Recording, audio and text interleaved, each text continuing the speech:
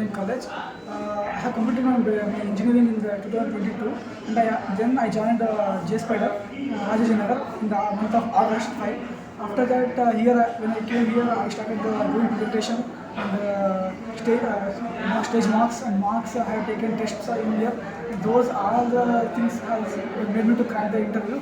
And in only 1 month, I got placed in a company called BDO Nice Limited with the package of 25,000 as a stipend. After that, it will be around 5 lakhs per annum.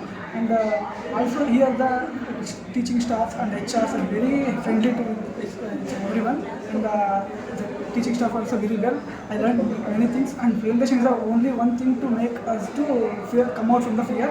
I have done many presentation here in 1 month only, and I have taken many tests. So that's all.